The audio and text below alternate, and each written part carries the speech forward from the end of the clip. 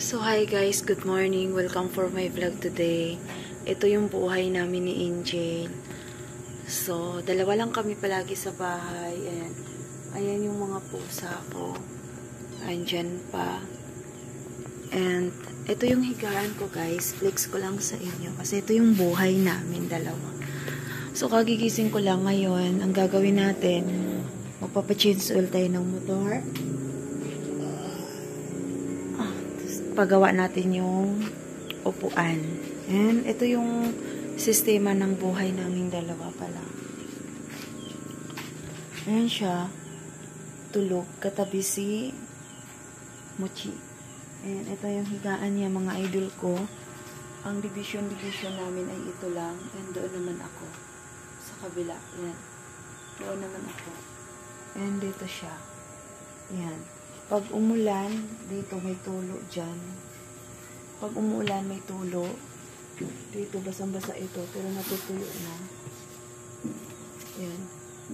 Natuyo na siya. Basang-basa dito. Pero pag nagkapira ako, yan. Ito yung kwarto-kwarto namin.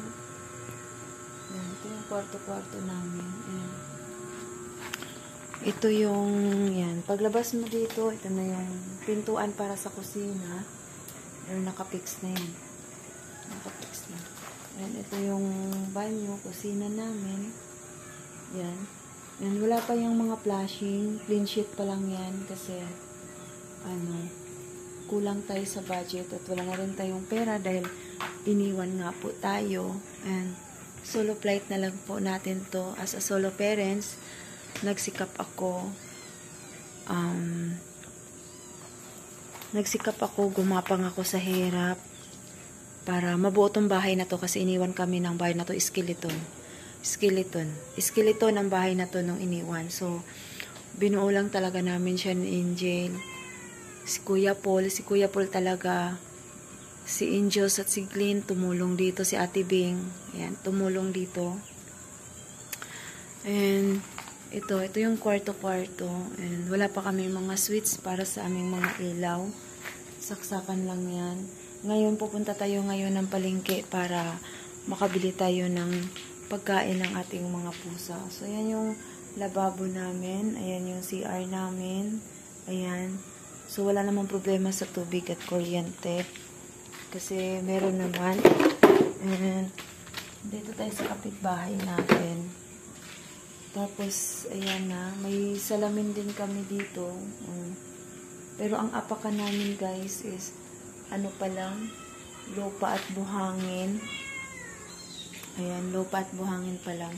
Then, ito yung pintuan natin. Nakadubulak. May dubulak na. Ayan. So, ayan yung pintuan natin. Ayan, yan yung labas natin. Ngayon, lalabas tayo kasi mamamalingke and ipaayos ko yung motor.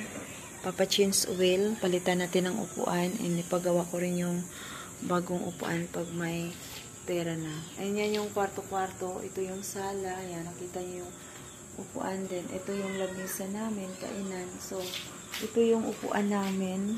Ayan, ito yung upuan pag umupo ka. Ayan, nagkabalintong kasi nga pinaglaruan ng mga pusa. Ganyan.